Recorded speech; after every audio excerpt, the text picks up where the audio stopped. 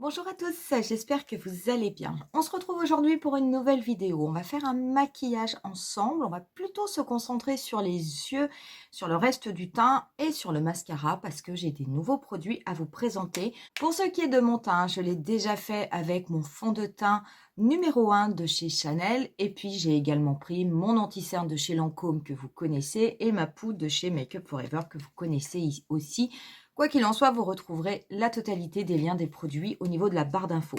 Aujourd'hui, j'avais envie qu'on travaille ensemble cette sublime palette de chez Viseart qui est la Théorie Améthyste 4. J'ai fait pas mal de maquillage avec cette semaine. J'ai essayé pas mal de choses. C'est super joli, c'est une très belle palette, ça rend très bien. J'hésitais juste, je savais pas laquelle j'allais vous monter en premier en vidéo, mais je pense que je vous en ferai d'autres. Puis finalement, j'ai fait mon choix. Et j'ai envie également que l'on teste parce que je suis allée l'acheter avec la promotion chez Sephora, moins 25% sur votre produit préféré. Je vous avais partagé l'info en post. J'ai acheté le dernier mascara de chez Yves Saint Laurent qui s'appelle le Volume Extrême Lash Clash.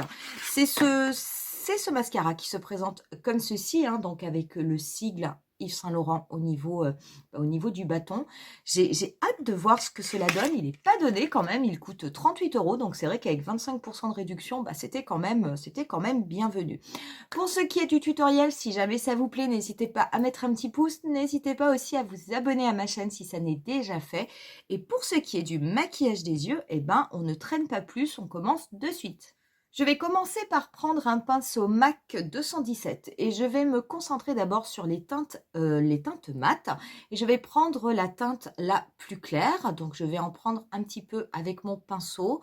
Donc on est sur un nude un peu rosé mauve.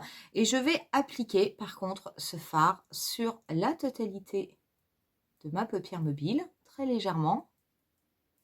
Et je vais également le dégrader au niveau de mon pli paupière.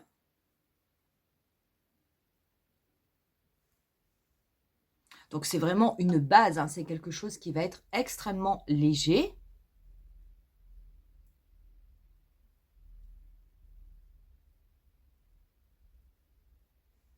Voilà, pas plus, vraiment très très simple. Je vais prendre ensuite un pinceau estompeur, mais qui est un petit peu plus effilé. Le mien, c'est un pinceau de NYX, hein, c'est le numéro 44. Je vais venir prélever la teinte mate intermédiaire que je vais légèrement estomper au niveau de mon pli paupière. Mais alors attention, je ne vais pas descendre trop bas, je vais vraiment m'arrêter ici. Et je vais l'estomper, on va dire, jusqu'à la moitié de mon pli paupière. Donc je veux vraiment venir un petit peu intensifier cette partie-là. Donc j'effleure vraiment ma peau avec le bout du pinceau, comme vous pouvez voir. Et je vous assure que ça suffit, la couleur marque et la couleur se voit.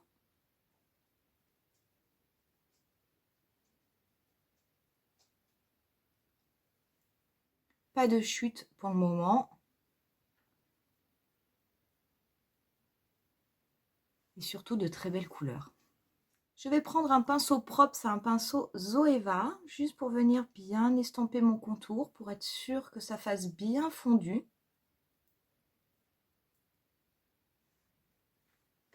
Je vais reprendre ma palette. Je vais prendre cette fois-ci un pinceau ombreur qui va être le 234 chez Zoeva. Et je vais venir prélever donc la teinte la plus intense des teintes mates. C'est la teinte Mulberry d'ailleurs. Et je vais venir la tapoter en oblique au niveau de mon coin externe.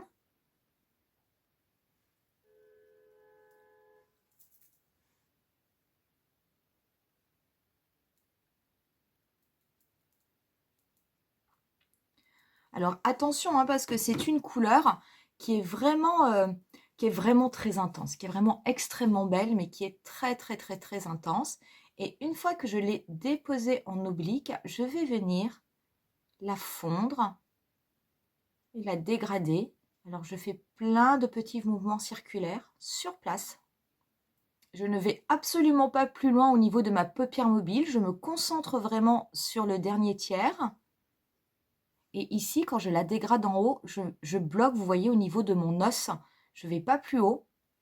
En fait, ça va faire comme un dégradé au niveau des teintes mates. On est parti de la teinte la plus claire que l'on peut voir à l'intérieur. Après, au niveau du milieu du pli paupière, on a une teinte un petit peu plus intense de transition.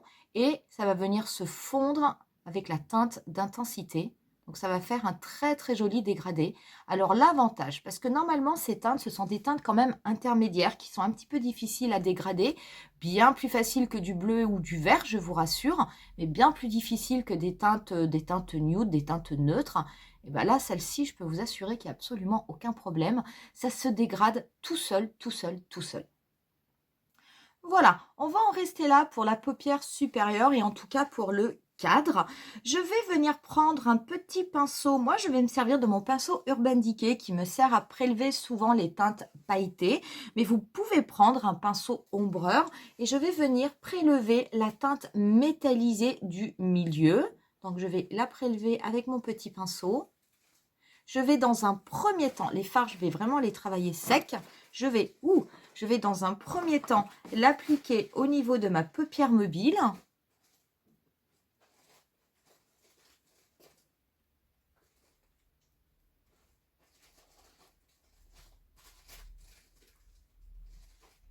J'ai Ludwig qui a trouvé des papiers, il est en train de jouer avec. Je ne sais pas si vous l'entendrez à la caméra.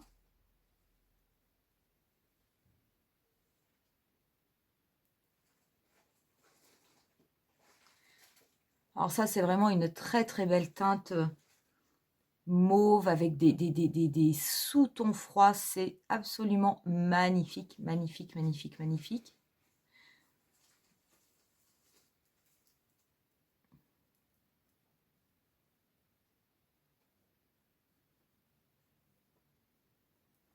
Je vais en prendre légèrement, légèrement avec mon doigt. Oh, regardez ces reflets. Juste pour l'appliquer un petit peu sur le bombé de ma paupière mobile.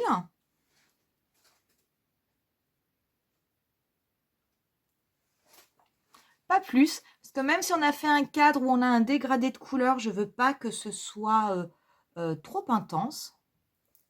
Je vais ensuite reprendre mon petit pinceau ombreur sans reprélever de matière. Je vais venir tapeter ici, là où les couleurs se rejoignent, pour que ça fasse un dégradé, que ça fasse vraiment un fondu. Et je vais reprendre mon pinceau 44, pareil, toujours sans prélever de matière. Je vais juste venir un petit peu plus redessiner mon pli paupière. Voilà, je vais prendre un tout petit pinceau. Vous pouvez prendre bien entendu un pinceau 230 de Zoeva ou autre. Moi, je vais prendre un pinceau 41 de NYX. Je vais venir prélever la teinte irisée, enfin la teinte plutôt métallisée, la plus claire, que je vais venir déposer au niveau de mon coin interne.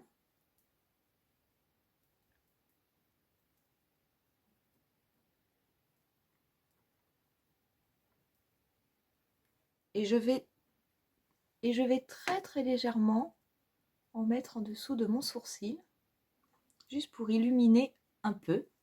Je vais mettre un liner, je vais me servir aujourd'hui de celui de chez Fenty et je vais également me servir du crayon colle Fruit Explosion noir de chez Kiko pour mettre au niveau de ma muqueuse inférieure et supérieure. Et je vous retrouve juste après pour continuer le maquillage. Voilà, j'ai fait mon trait d'eyeliner court, j'ai mis mon crayon colle au niveau de mes muqueuses. On va pouvoir s'occuper du ras de cils inférieur avant de passer au mascara. Donc je vais prendre un petit pinceau fin. Le mien, c'est un pinceau NYX, c'est le 42. Donc il est fin, puis il est bien pointu, donc je l'aime bien. Et je vais venir prendre la teinte mat intermédiaire que je vais venir dégrader au niveau de mon ras de cils inférieur. Donc, je le fais sur les 3/4.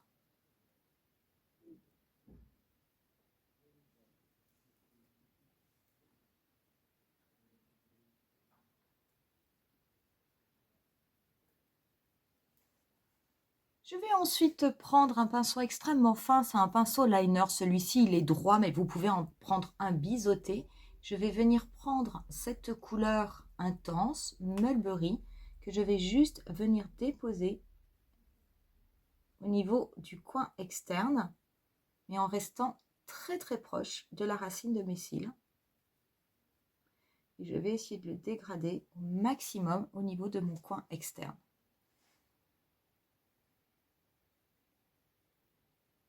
Voilà pour les yeux. On va pouvoir du coup maintenant tester ce super mascara, donc ce Lash Clash.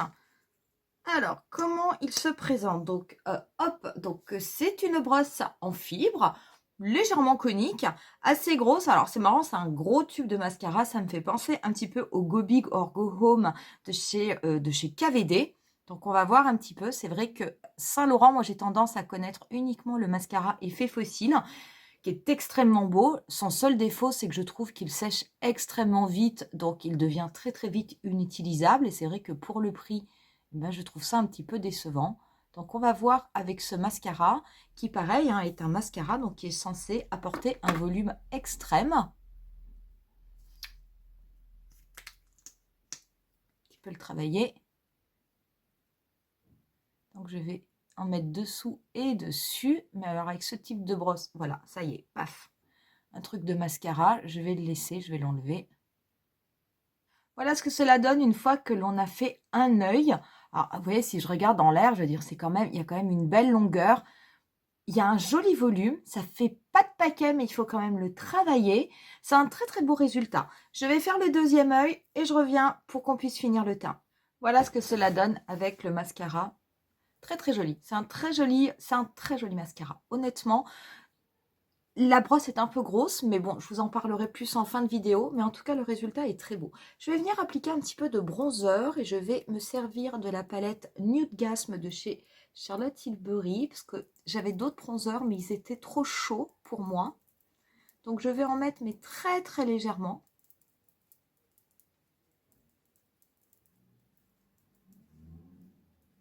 Je mélange les deux teintes. Je vais également en mettre un peu au niveau de mon front. Et le descendre sur mes tempes. J'en mets légèrement au niveau de mon nez, comme je le fais d'habitude.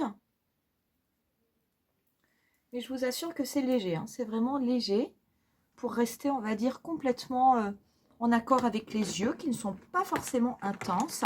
Pour ce qui est du blush, par contre, je vais utiliser mon blush de Givenchy, le numéro 2, le Taffetas Rosé.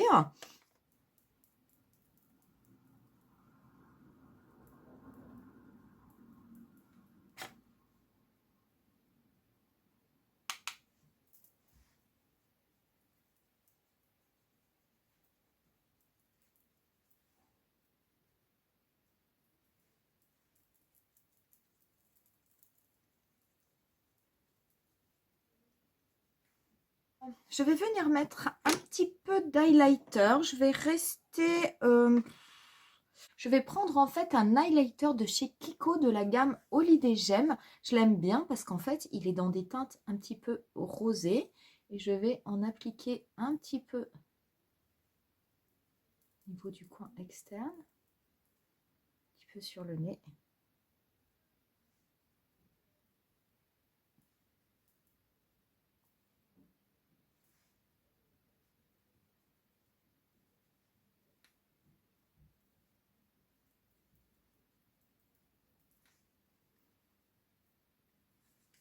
Voilà, ça suffira comme ça. Pour les lèvres, pour les lèvres, du coup, je voulais mettre quelque chose un petit peu mauve. Je vais me servir d'un rouge à lèvres de chez Kiko qui fait partie de la collection permanente que je vous avais présenté lors d'une vidéo. Celui-ci, c'est le numéro 9 qui fait partie des Instant Color. C'est un rouge à lèvres liquide mais mat. Et il a cette couleur un petit peu mauve qui, à mon avis, devrait très bien aller. Peut-être même un peu foncé. Peut-être que je mettrai un petit peu de paillettes dessus. Voilà ce que cela donne. Donc, c'est un rouge à lèvres qui sèche, mais par contre, qui n'est pas asséchant sur les lèvres. Donc, moi, je trouve ça génial. C'est très joli. Franchement, c'est très joli avec un rouge à lèvres mat. J'hésite. Je vais peut-être mettre juste un gloss pour voir ce que ça donne. Mais très honnêtement, si j'avais pas envie de vous montrer, je pense que je resterai comme ça. Je vais appliquer un petit peu de gloss, ça va être le 3D Hydra de chez Kiko en teinte 17, que je vais peut-être mettre mais qu'au niveau du creux de mes lèvres. Voilà, ça apporte peut-être un petit peu plus de peps, je sais pas. Enfin, j'aimais bien la teinte, j'aimais bien le mat aussi. Après, c'est une question de goût. Voilà pour ce maquillage, on en a terminé. J'espère en tout cas que ça vous a plu. Quoi vous dire des produits qu'on a utilisés aujourd'hui? Je vais revenir tout de suite sur le mascara de Saint Laurent. Franchement, il est très très beau. Si je regarde en l'air, vous voyez, on voit quand même, il y a vraiment de la longueur. Il est presque plus allongeant que volumateur. Alors, si on se base vraiment sur un effet volume, j'ai une vraie préférence au niveau de Saint Laurent pour le mascara effet fossile, qui je trouve est vraiment très volumateur et fait vraiment un effet fossile, ça c'est vrai. Celui-ci, un peu moins. Le rendu est très très beau, c'est une brosse en fibre mais ça fait pas de paquet. Par contre la brosse est quand même un peu grosse. Au niveau de la base elle est conique, au niveau de la base elle est un petit peu grosse, donc c'est pas toujours évident pour venir bien travailler ses cils. On a tendance éventuellement à se mettre des petits coups et se tacher la paupière. Donc bon, bien sûr, oui, ça se rattrape, mais c'est pas forcément ce qui est le plus agréable. Si vous aimez les mascaras de luxe, en tout cas, sachez que c'est un très très bon mascara. Il suffit de voir ce que cela fait. Je veux dire, parce que même avec une brosse en fibre, vous n'avez pas de paquet, vous avez vraiment un effet allongeant. L'effet volume est moindre qu'avec le mascara effet fossile. Donc en fait, tout va dépendre de ce que vous aimez. Si vraiment, pour vous, c'est le volume à fond, il faudra aller plutôt au niveau de l'effet fossile sur Saint Laurent. Et si vous aimez avoir des cils qui font un petit peu plus étoffés, en fait, c'est ça qu'il fait. Moi, je trouve qu'il étoffe les cils, mais pas réellement que c'est du volume. Donc si vous aimez avoir les cils un peu plus étoffés, un peu plus allongés et bien peignés, dans ces cas-là, vous irez plutôt vers celui-ci, qui reste un très très bon produit. Par contre, comme le bâton est très très gros, j'espère que j'aurai quand même le temps de venir un petit peu à bout et qu'il ne va pas sécher au bout d'un mois, parce que moi c'est souvent le problème que j'ai avec les effets fossiles et je trouve ça un petit peu dommage parce que du coup on jette le produit alors qu'on en a utilisé peut-être que la moitié. Pour ce qui est des yeux, cette palette améthyste théorie de chez Viseart, moi je la trouve magnifique. Ces teintes, c'est pas vraiment du violet, on est vraiment sur du mauve et sur une teinte qui est un petit peu mûre. C'est tellement beau, c'est tellement beau. Je veux dire, ça va vraiment à tous les yeux. Si vous avez les yeux bleus, moi je les ai noisettes, donc un peu de marron, un peu de vert. Si vous les avez verts, ce sont vraiment des teintes, je vous assure, qui font ressortir les yeux. C'est vraiment très très beau.